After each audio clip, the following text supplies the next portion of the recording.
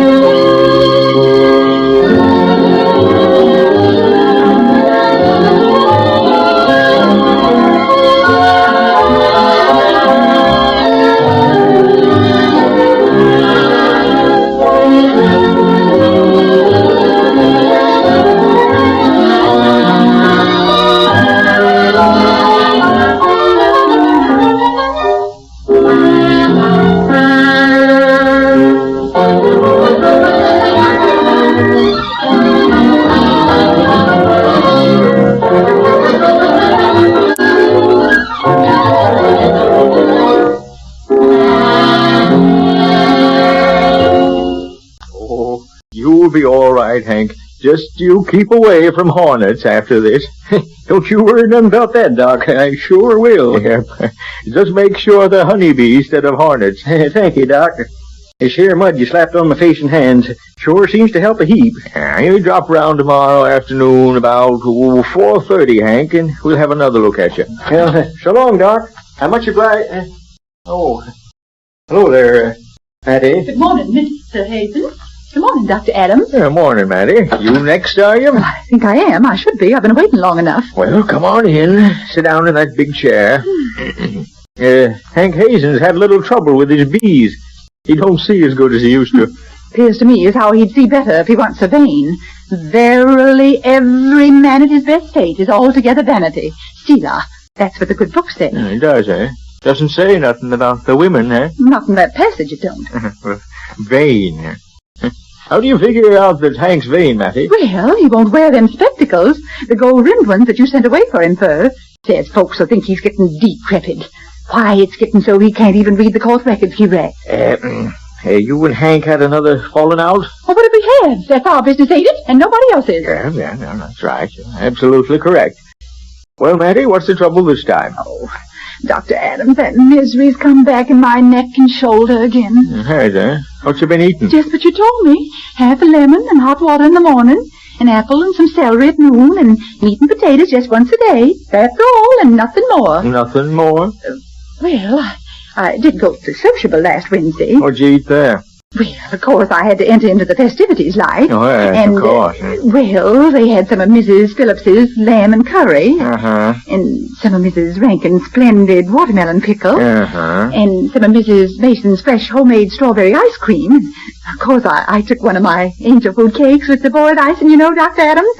The kind you like so well. Yeah, I know. But you see, Matty, I don't have any misery in my neck and shoulder. No, Matty Clark, that's the trouble with you and people like you.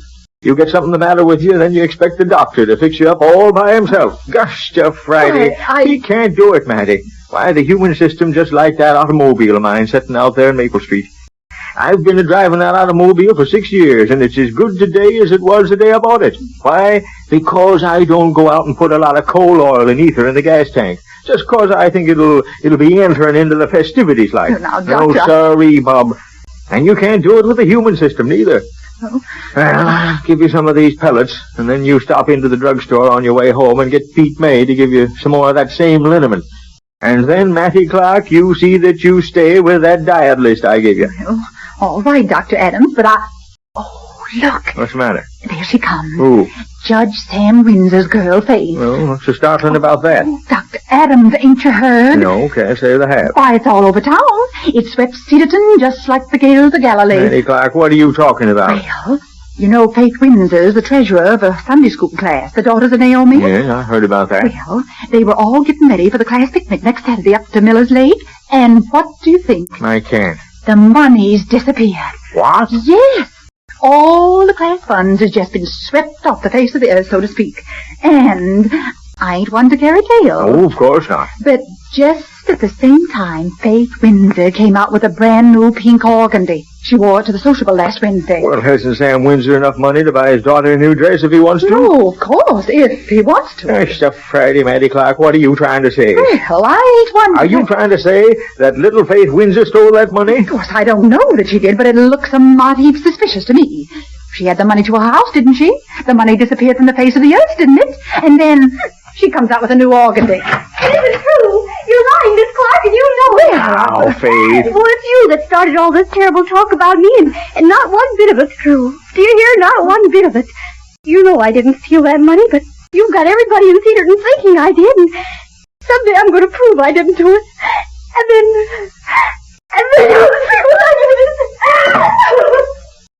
Well, I never. What's this younger generation coming to, talking to the elders like we was dumb animals? Well, I think I'd better be getting down to the drugstore. I don't want to delay putting on that liniment. Here's your pellets, Mattie. Oh, yes, of course. Thank you, Dr. Adams. I most forgot them. Well, good day, Dr. Adams. Good day, Mattie. I hope your misery is better. The one in your neck and shoulders, I mean. Thank you kindly. Good day. Not one to carry tales.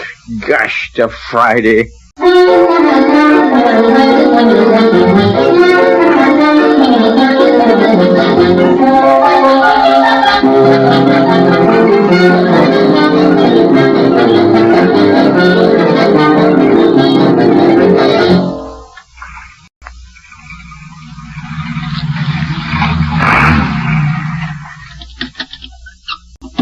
Hello, Doc. Huh? Oh, hello, Judge Windsor.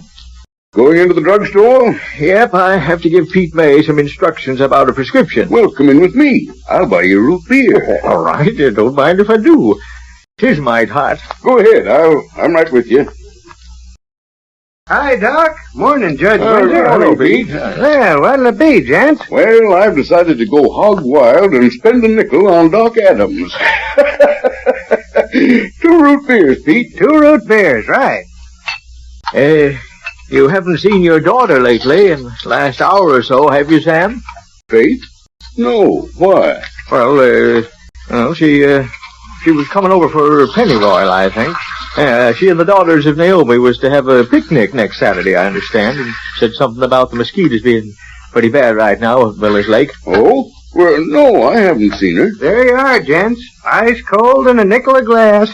Thanks, Pete. Well, Doc, here's how. Huh? Oh, yeah, thanks. You want anything else, Judge? My telephone's ringing. No, that's all for now, Pete. Here's your dime. Thanks. The girls ought to have a fine time on their shindig. Beautiful place, Miller's Lake. Beautiful. Yeah? Been thinking about buying some property up there. Think it'll double in value in the next 5 years. Oh, Judge, it's for you. Mrs. Windsor. Oh, thanks, Pete. You're right, back, Doc. It's my wife. Probably forgot to tell me to bring home a watermelon.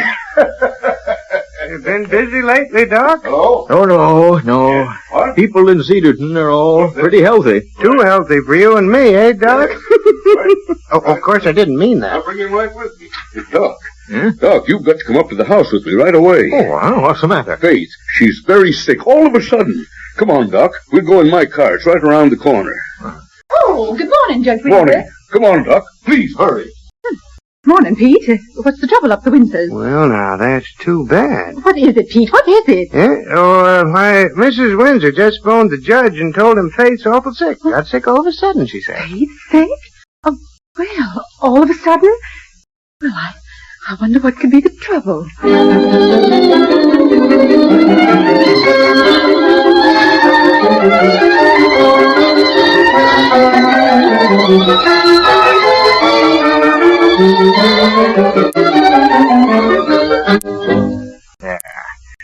That mustard and water and that white of egg did the trick. Now you'll be all right, Faith. Faith, honey. Your mother found it. What? Your mother found the money. She did? Oh, I'm glad. There now, Faith. Now you're going to be all right. Sure she is, as right as right. And she's going to have the best time on that picnic that any girl's ever had anywhere.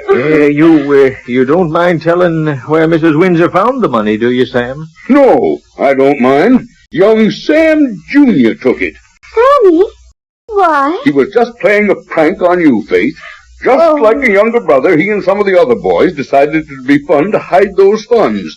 So Faith and the girls couldn't go to their picnic. Oh, I see. And then, when they found out what people around town were saying about Faith, they were scared to give it back. But just as soon as I can get around to it, I've got a prank I'm going to play on him with a hairbrush. Yes, sir. Well, Faith, I'll drop around again this evening just to see how you're getting along. To fix you up so as you can eat anything you want to on that picnic Saturday. Oh, thank you, Dr. Did Adams. you find your way out by yourself, Doc? Oh, yes. After 18 years of coming around here, I should. Well, All goodbye right, now. Bye, See you Daddy.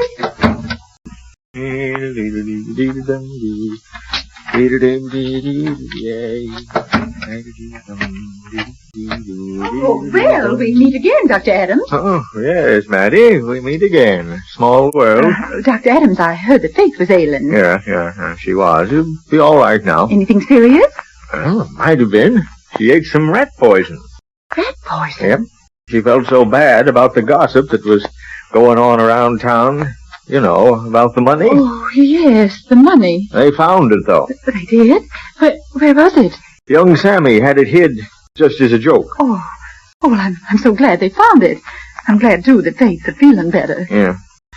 If you don't mind my saying so, Mattie, I think you should be glad. Well, after all, Dr. Adams, I was just trying to do my duty as I saw it. Duty? After all, the scripture says, thou shalt not steal. Oh, I see. Yes, that's the 8th commandment, if I remember rightly. Yes, the 8th commandment. Let me see. Do you recollect the 9th commandment, Mattie? I just don't seem to recall it for the minute. The 9th? What? Oh, yes, I remember it. It says, thou shalt not bear false witness against thy neighbor. Oh, yes, that's right. False witness. Oh, Dr. Adams, I'm so sorry. Are you, Mattie? That's good. Doctor, I ain't never going to talk about anybody in Cedarton again. Never. I'm pretty sure you won't, Mattie. And say, you'd best get on home now. Put some of that liniment on your misery. Yes, sir. The one in your neck and shoulder, I mean. I guess the other one will disappear of its own accord.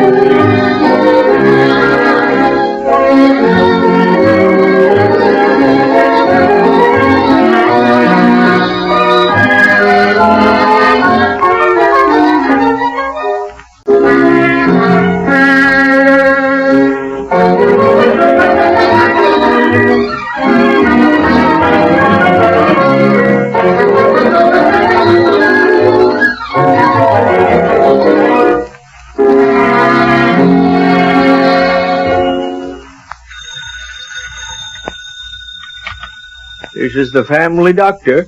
I'll be in to see you again right soon. Goodbye.